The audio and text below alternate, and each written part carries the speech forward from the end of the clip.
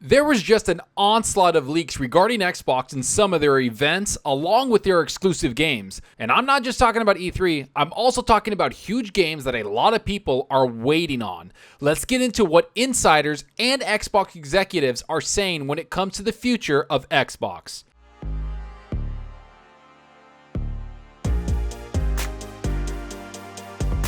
Hey everyone, thanks for stopping by and checking out the video. Remember to hit that subscribe button and that like button. The support is greatly appreciated.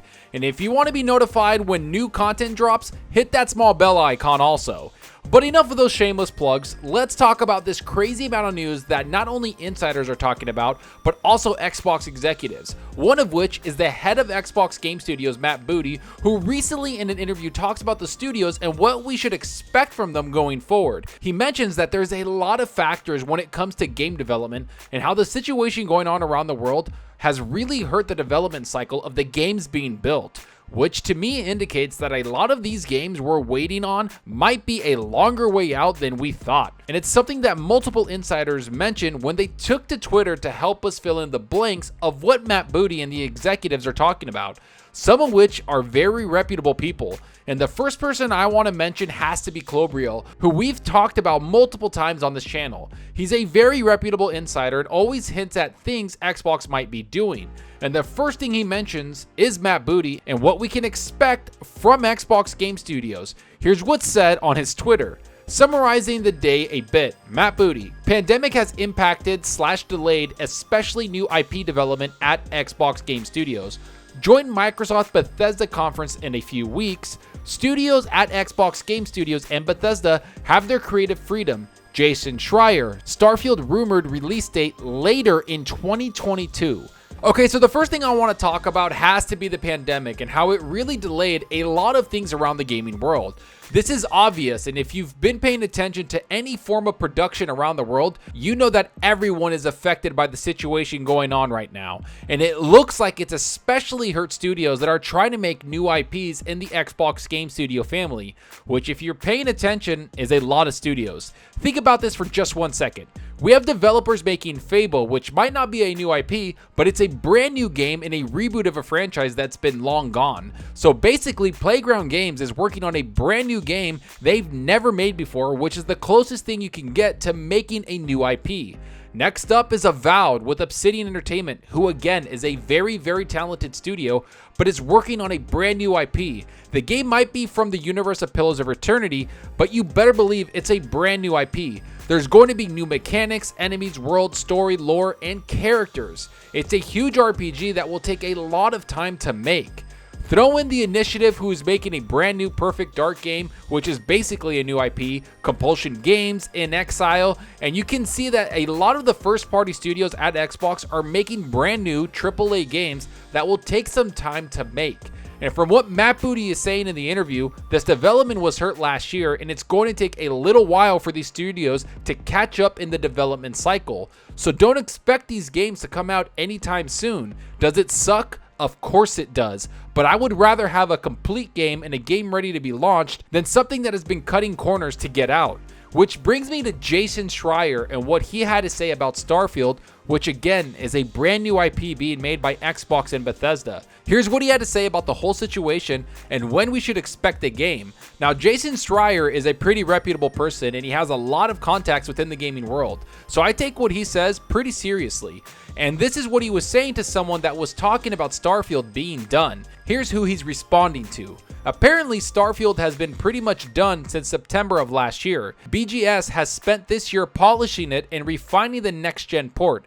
I'm told they're trying to make up for Fallout 76 and deliver a game that's polished to perfection.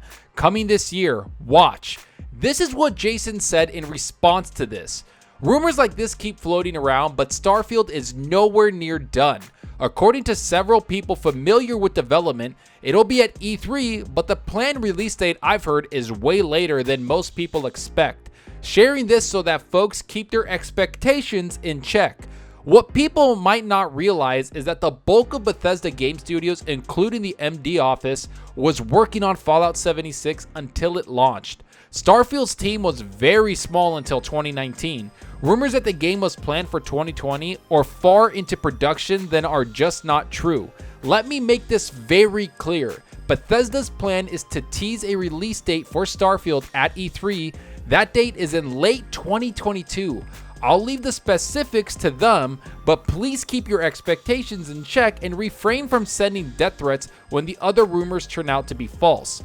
Okay, as for people threatening other people, let's forget about them. They're not important and they're not real gamers. But from what Jason said, that's a whole lot of information and something we should tackle. The first thing being is that Starfield might be over a year away, even though a lot of rumors suggest it might come out this year or the end of 2021 or beginning of 2022. And from the looks of everything, it seems that Bethesda Softworks might have put a majority of their team on Fallout 76 to help make the game get into a better state.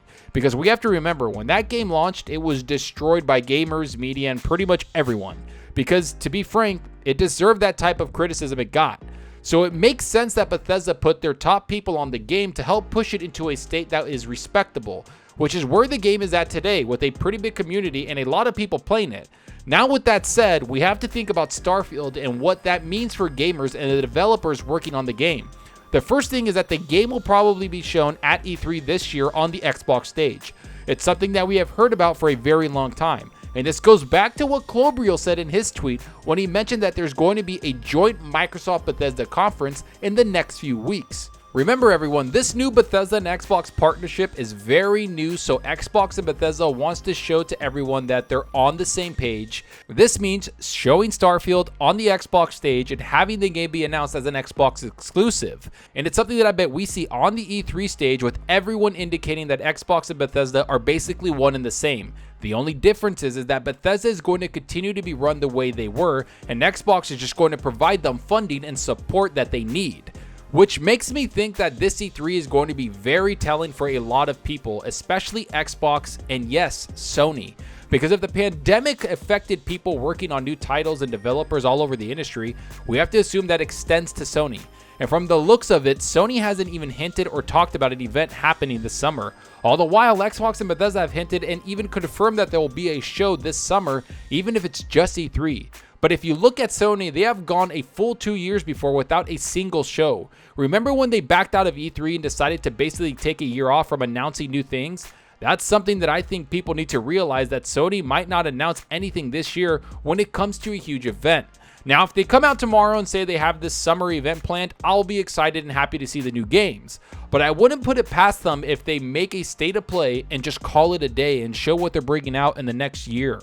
As for Xbox, I think they're going to rely heavily on Bethesda for a year or two, because they know they have games in development and games that are close to coming out. They have 3 or 4 studios in Bethesda alone that might have games ready to launch for Xbox platform in the next year and a half. We have Bethesda Softworks working on Starfield, which is going to come out in 2022. We have Machine Games that's been working on something the last 4 years. And we have Arcane Studios, who has 2 teams internally, one of which is bringing out Deathloop and the other working on a brand new IP that's being hinted at. That's 3 huge AAA studios that will help carry the Xbox platform when it comes to exclusives for Game Pass. Because I have a feeling that the Xbox game studios that are outside the ZeniMax acquisition are going to need some time to make the games they are developing.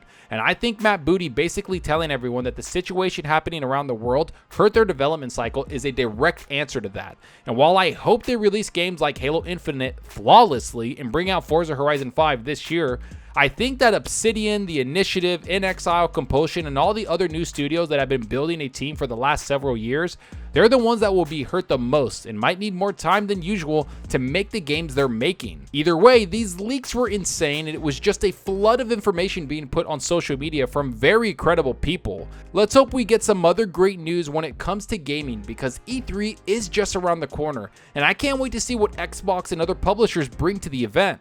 Let's hope it's games we can play very soon, because that's what I want. I want to see all these new games. I want to see my hardware being used. We bought all these next generation consoles, and while the whole situation going on around the world sucks, one of the best things that I love doing is playing these games so I can escape that reality of the outside world. Gaming has always been a place to kind of let loose and have fun and connect with people. That's why I do this channel. That's why we have fun. And knowing that some of these games might be delayed, it does kind of hurt, but at the same time, I understand why they're going to be delayed.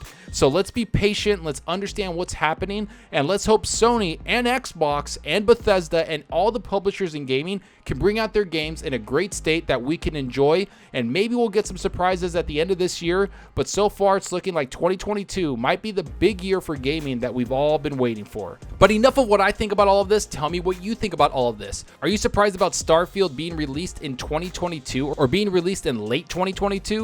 What other studios are going to see a delay? Will we get Fable, Avowed, and Perfect Dark in the next couple of years? What can Xbox do to combat these delays? Will we see more third-party deals like Outriders going to Game Pass? Is Sony going to be hurt with delays also? Go down below and let me know. And I hope you enjoyed the video, and if you did, please hit that subscribe button and that like button. The support helps out the channel more than you know. And give me a follow on Twitter at Zalker87. I'm always on there talking games and sharing my latest videos. Plus, I love interacting with everyone there, so get on Twitter and let's talk about gaming. And also follow me on Xbox Live. My gamer tag is Zalker87, just like my channel name. See what games I'm playing, and let's compete in achievements for the month. So right now, I've been playing a bunch of Mass Effect. That game is so much fun. Mass Effect 1 had such a great remaster put to it. They actually put some great work into the game and changing the mechanics. The combat's better, the HUDs are better, everything about the game is just better. I forgot how immersive that game is and how detailed it is. There's so many story points. I just feel like they don't make games like this anymore. I'm just going to be quite honest. This game is so immersive. I'm jumping into it. I'm having a lot of fun. I'm going to planets. The Mako is still kind of meh, but the combat, the storytelling, everything about it, the characters, it's just a big world building game, and I miss that. Very few developers can make this kind of game. BioWare is one of them. I'm a bigger Dragon Age fan, but I also see Obsidian and also Bethesda Softworks as those developers that make those huge games that we fall in love with. And Mass Effect and having all three of them there is great. So I'm going to be playing that a lot. But tell me what you're playing. Are you working on something on your PS5, your Xbox? Are you playing Mass Effect, or are you playing something on Game Pass? Go down below and let me know, because I love talking games with you. And that's all for now. Thanks for watching, and until next time, remember, enjoy your gaming. Later.